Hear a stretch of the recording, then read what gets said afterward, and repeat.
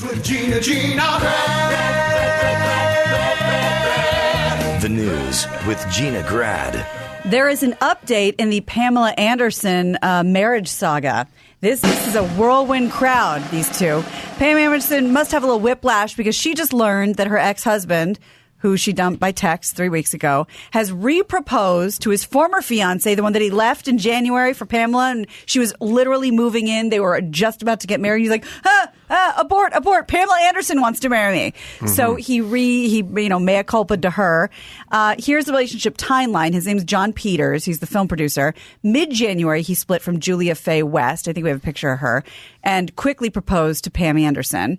Very Pam Anderson-esque, I'd say. They secretly married on the 20th of January. They didn't do the legal paperwork. 3 days later, Peters texted Anderson seeking forgiveness because he did not desire, quote, an international love affair. Pam forgave John Peters. They announced their separation 12 days after the marriage. But that's not the story we heard before. What we reported was he paid off a bunch of her debt and then she dumped him by text. Then Thursday, exactly 1 month after marrying Pamela, John Peters re-proposed to Julia Faye West. She said yes. Oh, sloppy thirds. Yeah. Hey, let me ask you guys hypothetical, not necessarily to do with this one. If you were going to be with a woman and Gina, a man, would you rather their last partner or husband or wife or whatever it is, long-term, whatever, would you rather them be super hunky, strappy, beautiful, or kind of, oh, Jesus Christ, why was she with that pig kind of thing? There's kind of arguments both directions, you know. What are we looking for? Well, we've talked about the Pete Davidson thing, about how you always said don't feel sorry for him because the floodgates open now. No, that is a definite phenomenon that happens. But you think about, you know, let's just say Weinstein wasn't Weinstein. He was just physically Weinstein, you know, and he goes, it was with that. Or then you have sort of the Jen Aniston thing. Like, well, she was with Brad Pitt. Now she's with you. Like, I feel like you'd constantly be standing in front of the mirror, sucking in your gut or whatever. But on what would you rather? But on the other hand, isn't it nice to always feel like they traded up? Yeah. I mean, if they go from the Weinstein physicality. Yes, to you. Yeah. But maybe you feel like you can let yourself go a little bit because you're never going to get that bad. Damn straight. I don't know. You guys have thoughts? I can answer that. Please. We were just talking about the Stones. Mick Jagger. If that, I've said this my entire life. If that guy worked in a 7-Eleven, he would still be a virgin. Yes. There's no way that guy was getting. Yet women were, oh my gosh, have you seen that mouth? Oh my God, sexiest man alive. I'm like, that's the kid we used to fucking beat up. Yeah.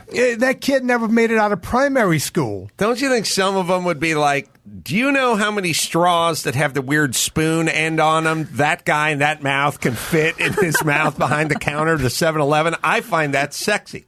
Yeah, you don't think so? Not happening. Yeah, it ain't happening. I tried. And by the same thing, Steven Tyler would still be a virgin if he worked at 7-Eleven. Trying to think if I would. Of course, know I've never Tyler. seen Steven Tyler, and if you look at him and what's her name? Liv Tyler? No, that's too easy.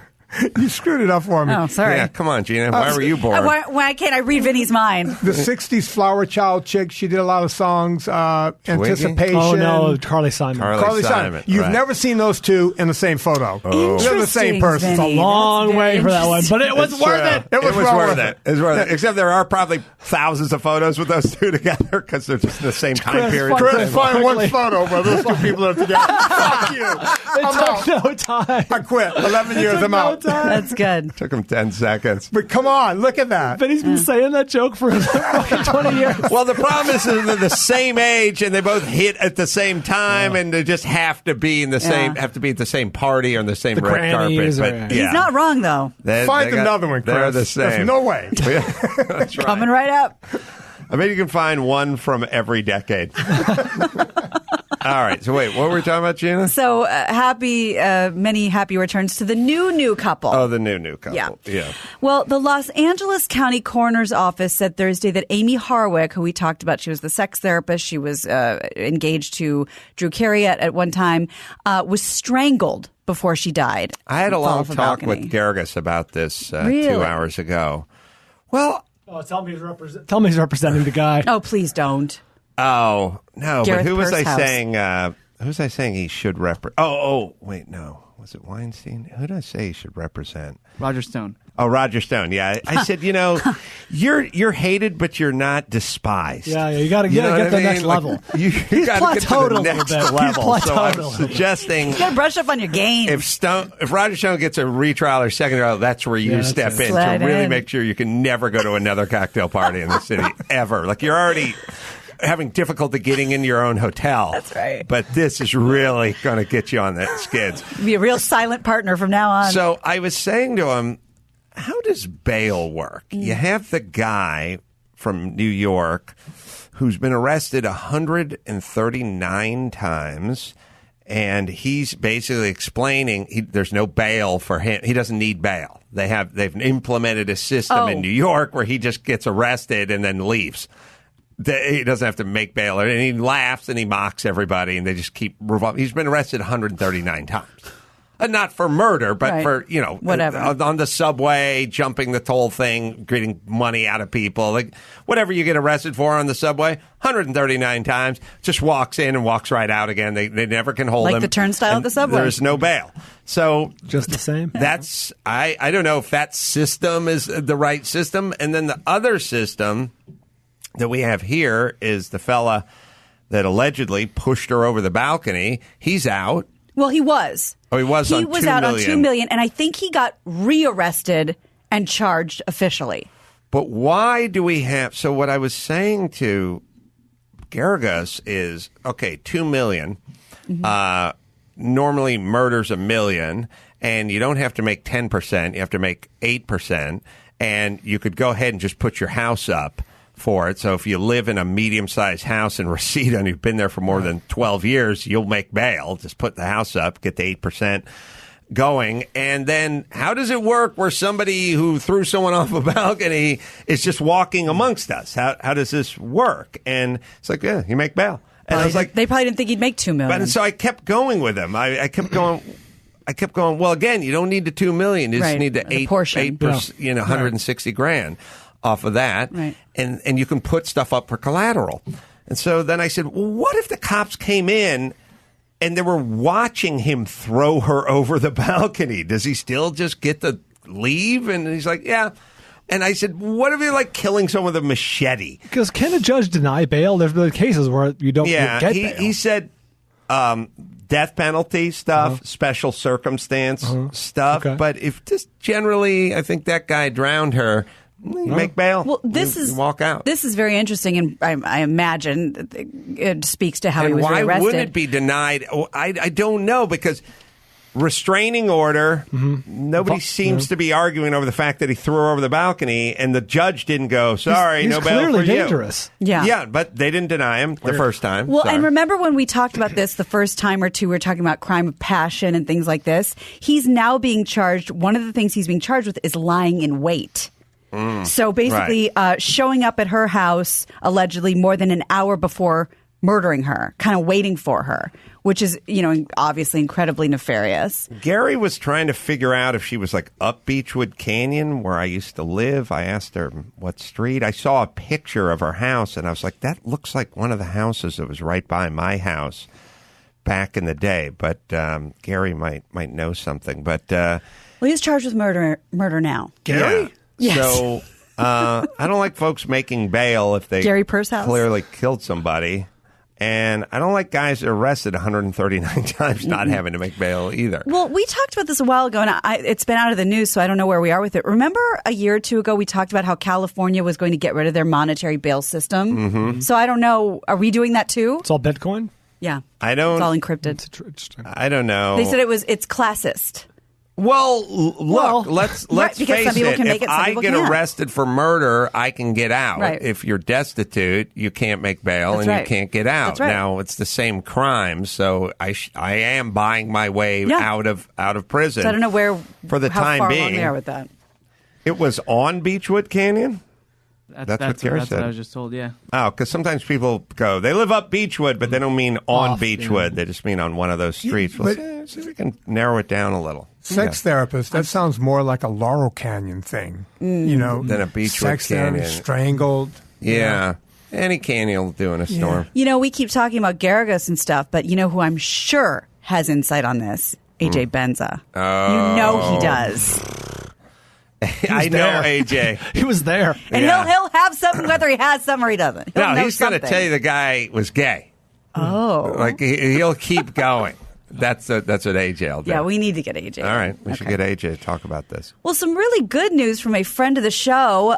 Brad Williams has helped raise more than $250,000 to send this little kid in Australia to Disneyland in California. I'm not showing you the video. It's too heartbreaking. I can't watch it. But basically, it's this 9-year-old little boy named Quaden Bales. He was diagnosed with a form of dwarfism when he was 3 days old, and he just endured merciless bullying and taunting every day at school, to the point where he's in tears, crying, saying he wants to kill himself. And his mom taped it and said, "Look, this is what my son goes through every day. We've got to fix this." So she called. She was contacted or called the news station, and Quaden tried to harm himself when he was 6. So he's just constant bullying his entire life. He no longer goes to that school. So Brad Williams, who has dwarfism, I'm not sure if you're aware of that. No, I heard the story. Well, he climbed to the top of an apple box and threatened to jump. Yeah. That's right. Tragic story.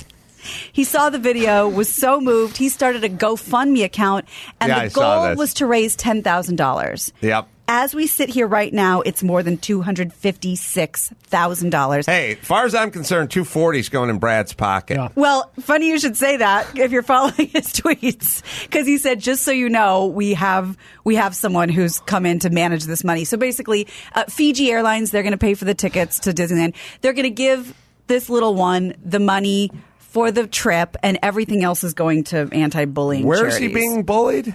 In Australia. Oh. He's 9 years old. It looks like they have more than there are over 300. Almost now, 400,000. as we're looking now, it's almost 400,000. You know, I had dinner with Brad 2 weeks ago, and he was telling me they're looking to move and upgrade. Oh yeah. Just had a kid. Yeah. I don't begrudge the boy wanting to, get out of the North Hollywood area and move a little more toward Encino, and this guy will get his trip to Disneyland. I see what you're implying. And, I call that win-win. Yeah. And think about all the other kids that can help with the extra money. Brad can just start a whole thing and just start doing this for other kids, right? Why do I feel like I have the angel and the devil on my shoulder right now? Yeah. You're both implying very different things. Yeah. But either way, look, people are good and people are bad. People are like bad. They do bad things to kids, and then people are good that they hear about it and then they jump in and want to correct it. And that's exactly what Brad said on the GoFundMe. It was something like, let's show this little guy that there's a big world out there and there's a lot of really nice people, and so hopefully he'll be okay. I saw the tweet and I saw the story and the link and donate. And I was thinking about it, and then I realized you should do it. I realized that the spring on one of my wastegates on the 935 was starting to go. Oh, yeah. It wasn't shot yet. I'd probably get a few more runs out of it. Man, it's tough times for everyone. Allocate that That money. is not a cheap item. You got your own shit to deal with, man. Yeah. Yeah. So I did a little soul searching, but I want sort of lean That's aside of the where you came wastegate. out of the Yeah. side. Because the thing was putting on I couldn't get over 1.2 bar. That's right. Sure. Sure. Can't do that. Who's the real Times are victim tough. here? Yeah. Kid I will don't- heal. Well, Willie. He'll land on his feet. He'll make it. He'll make it. Okay. I don't want to out any secret donors, but I know there's at least one person from this show who's given. So thank you, secret modest donor. Oh, that's got to be. The announcer was unusable. Oh, Dawson. I don't know if it was Dawson. Oh, Brian. Thank you, Brian. Thank you, Yes, Brian. of course. Because I'm sure he wasn't going to tell you I did himself. follow that up with a tweet to Brad saying, "Hey, listen, man, now you got this is like when it was $25K. I'm like, embezzle that shit. Fucking put it in your pocket." Good. There's a paper trail. Yeah. So Kevin Hart is trying to get his sex tape lawsuit tossed, and with a really interesting angle that I think Garagos would get behind. According to TMZ, the comedian claims he was not properly served in the case filed against him by this alleged sex tape partner, Montia Sabag. Kevin says the process server, quote, simply threw a set of papers out a car window in view of a security guard outside his home. Because of that, he asked the judge to dismiss the case altogether. Montia has sued for $60 million. She sued Hart, claiming that he and his friend conspired to tape their tryst in a Vegas hotel room back in 2017. Kevin denies knowing about the recording, claims his pal tried to extort him over the tape. Geez, you just can't get famous anymore, can you? What's the point? It never ends. No money, no problems. Well, it brings up an interesting point, which is if you're a citizen, and we're getting back to the bail situation, if you're just a normal citizen, someone can knock on your door or go to your place of work and hand you a summons, or serve you. What if you have a high gate and a security guard, and what if you then get into an SUV with, tinted windows and roll to the next place, and then you fly privately and stuff, like enter through the back of the venue? There could be months on end where I don't know how one would serve, a Mariah Carey. I don't know if I could serve Mariah Carey. I mean, where's she going to be? Like, how am I going to get to her? There has to be some modality to serve the Queen of England. Like, you're not going to walk and knock on the door of Buckingham Palace. Like, there has to be a legal way to serve them. And then also, what year is it? Do we need to hand them paperwork in a manila envelope? Like, can we just email their attorney or whoever represents them and go, here's what you're getting? Please download this app. There's been a lawsuit filed against him. Yeah, you have an attorney. He has an attorney. You send the attorney the paperwork, and now they file the lawsuit. Like, I don't know. Seems spurious, but all right. But the chick, she didn't know she was being taped? She says she had no idea she was being taped. She's suing him for $60 million. And Kevin Hart said, I didn't know we were being taped. My friend was trying to extort me. So I don't know how I don't know how he's pursuing that angle or not. Well, you've arrived when your friends are trying to extort you. That's a success. You're Hulk Hogan or you're Kevin Hart. That's right. That's right. So we haven't done this in a while, and I'm so glad we can bring it back. We have a new submission for the oldest combined age of a fight, and this time it's the ladies. Ooh, excellent. 2 elderly women, whose names have not been released, got into it on Tuesday afternoon, escalating a shouting argument into a physical dispute during a bingo game before cops were called to break things up. Neither the 79-year-old or the 86-year-old were taken into custody, but both were asked to leave the recreation room at the nursing home. The 165? Yeah. 165. Yeah, it's over 150. A spokesperson for the Ottawa Police Department explained the dust-up, saying one lady became upset because another lady took the seat that normally belongs to somebody else. It's like middle school at these nursing homes. Classic feud. Yeah. And they got into a physical dispute, combined age 165. So that's the oldest in the Powder Puff division, but not amongst the males? Right. WNBA. Geez, would Powder Puff fly anymore? That's what we called it in high school. I don't know if it's still... I don't know if that would go anymore. Yeah. Ask Natalia. Yeah, we had the Powder Puff girls football game. If they had like a BMX girls racing division, be the Powder Puff division. We had that too. It's gone the way of the dodo. Yeah, maybe they'd be Powerpuff now. All right, what else we got, Gina? Well, thank you very much to Gio for sending this to me, because this is some big breaking news. And maybe, Brian, maybe you know something about it, but you haven't mentioned it. Let's hear. Nicolas Cage will star in a new movie about himself that might be the most meta thing we've ever experienced. It's called The Unbearable Weight of Massive Talent. And according to DarkHorizons.com, Cage stars as Nicolas Cage, who's desperate to get a role in a Tarantino film while also dealing with a mountain of debt and strained relationships with his daughter. This Cage also occasionally talks to egotistical 1990s Cage, who rides him for making too many bad movies. Well, it's interesting because now with the advent of sort of reality TV and the fourth wall being broken down, where do you go from this? And this is where you go. You go into surreal reality TV. Right, because Nicolas Cage is far more interesting than any character Nicolas Cage could play. Right. Yeah. I want to see a movie about Nicolas Cage. Well, unless he was playing a cop on the edge. Has he done that? Well, then strap in for some more good news. I'm going to give you the quick premise for this movie. He soon finds himself forced to make an appearance at a birthday party of a Mexican billionaire fan who's actually a drug cartel kingpin, and so Cage is required by the U.S. government to gather intelligence. When the billionaire brings over Cage's daughter and his ex-wife for a reconciliation, Cage takes on the role of a lifetime to save their lives.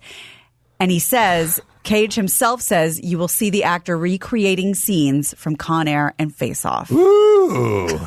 I'm in. Normally, I have to close Do my it eyes next to year. recreate those scenes and make love. Isn't this kind of like that documentary Looking for Deborah Winger, where Searching for Deborah Winger? searching for it's the same sort of deal, right? Where when they find Deborah Winger, they're not satisfied with what they came up with. Yeah, it's like I didn't see that one.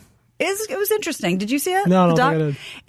It's like who wrote like Charlie Kaufman? Like this is very adaptation, being John Malkovich. Well, so to me, this will be great in the right hands, but scary in the wrong hands. So who's directing Yeah, and who's Spike Jonze is in charge of it's this. I'm not. in. It's a name I hadn't heard. I will tell you. Nicolas in a Cage moment. has become a punchline for very good reason, of course, over the last decade or decade and a half. That guy's a really talented actor and had a great run of movies, as we know, obviously. I agree. He's capable of good things. Let's see. I have it right here. Chris, I'm sorry. I don't know if you Tom have it. Cormican.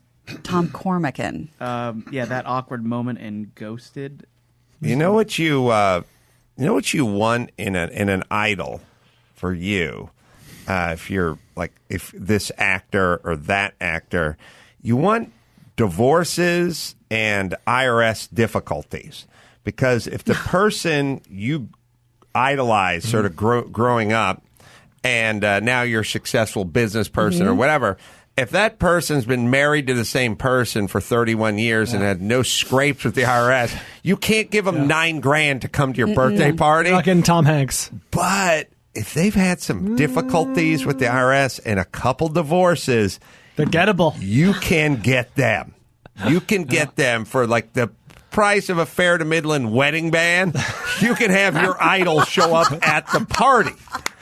You seem to have knowledge of this. Yes, I've showed up at people. He's done backyard I go to barbecues. other people's parties. Yeah. But the point is, you could get him. He needs money. He doesn't care. He'll come to you. You send him a plane ticket. Yeah. He'll show up. And I bet he has. I bet this has gone on quite a bit. That's very How does that possible. work when you show up in someone's backyard? Well, First off, they have to invite you, because otherwise Very it can awkward. be very emotional. Right. And I think when I was doing, I think when I was doing the crowdfunding thing, well, two different things. I think I did a crowdfunding thing for Road Hard, and part of it was like Adam shows up in your living room and does 30 minutes of stand-up, and I just showed up in someone's living room and did 30 minutes of stand-up. Me and Mike shows up and eats, so he usually eats more in food than they get in terms of entertainment Break value. even. But it's the part that's tough about it, and I've done people's backyards, where they just go, Right. They go, my husband's just a huge fan, and it's his 40th birthday, and I'm going to pay you, and you just show up in Orange County, and just come in there and do a set and have some barbecue, and I go, yeah, I'll do it. I just played some dude's party in like Orange County. It's just he's a rich guy, just comedians. He pays them. Brad Williams was there. It's like, yeah, sure, why not? I mean, you go play a club, they pay you. You go play someone's backyard, they pay you. You're the exception to your own rule. You never had IRS trouble, at least not to be successful. One marriage, and you still do these goddamn backyard things. Well, I have a thing where no matter how successful I may get, I'm still a dude from the Valley, and if you go, I'll give you free steak and $10,000 or anything, free steak and money, come to my backyard, and we want to hear what you have to say. Oh. That's all novelty. I'll never get over that. Right. I come from a place of no steak, no backyards, and hey, zip it, we're watching Maude. That's where I come from. So if you're going to pay me and you're going to feed me and you want to hear what I have to say, I'm in. And by the way, what am I doing Friday? I'm not doing anything Friday night. I'm watching SportsCenter at my house. You're still Jenny from the block. I can ignore my kids from afar. Yeah. That's right. That's what Just I've as learned. easily. Just as easily. So I don't care. And then also, it's the guy's 40th birthday, and he's a mega fan, and his wife surprising him. It's like, I'm not going to feel bad about that. It's Good all I'm around. not saying feel bad. I'm just wondering, do you just leave? Because I do corporate events, and but you show up, there's a stage, you walk out, song and dance for 45 minutes, out, curtain, in the car, No, and I leave. my thing is like, I'll eat you're some there. barbecue, have a drink, Yeah. And by the way, Kibitz. no one wants to hang more than Mike. Mike wants to eat, have a drink too, so we just hang out, So you're the stripper, and he's the bouncer He's a at pimp. the private club? he brings the boombox. He's got the boombox, and he explains the rules. He's got a wad No of touching. ones, got a $1 bills this thick. Yeah. Adam can touch you. You cannot touch Adam. Mike actually did that Lollipop for a trick. living. I forgot. But now here's where the problem comes in. The problem comes in is the 40-year-old guy who has his own successful construction firm, is a big Loveline fan, and now his wife's going to surprise him on his 40th birthday from Orange County. That guy's fine. But then there's the mother-in-law, Louise, and she's 67, and she's sitting there, and she's got a puss on, and she doesn't know where the hell you're from. Right, and she's like eating and talking to her husband, and they're from out of town. You paid how much for him to show up? Right, so you're not doing stand-up for 40 of him. You got him, you got a couple of his friends, and then you have their in-laws and stuff, and some kids and stuff like that, and they're not down with the cause, per se, But it usually goes pretty good. Make it work. But you're getting I mean, they don't know who you are, but they're laughing. Yeah, it kind of depends. When I was up at the steakhouse for the dude's birthday, it's like people are sitting and eating and stuff. They're drunk, you have to kind of talk over them a little bit. But you do 20 minutes, you're fine. Howie told me once that he was already Howie, but he wasn't the Howie he is now. Mandel, yeah. Yeah, so he's medium Howie, but he's known. Right. And he got like a crazy amount of money to go to this party, and they said just go up there, start telling jokes, and you tell jokes for 45 minutes. But it was a sex party of some sort. But they didn't want the wives, so they did the whole ruse of, we had Howie Mandel performing. Right. Yeah, they had the whole sex thing going on, and Howie's up there telling jokes. That's great. It's a reverse I would Gallagher. tell you that the next time you see him. It's the most bizarre story you will ever hear. It's a reverse Gallagher show. He's got plastic on. Pretty much. He took the rubber glove and just pulled it all the way down to his waist. Shimmied. Yeah, shimmied out there like he's wearing a mini skirt. Yeah, I think my agent told me that Jon Stewart turned down $1 million to play a bar mitzvah. Holy shit. And it's like, I'd take the $1 million and play the bar mitzvah. Why not? Two for half. All right, Gina, what do we got? Let's bring it home. Okay, I'm Gina Grad, and that's the news. Abort, abort. Pamela Anderson wants to marry me.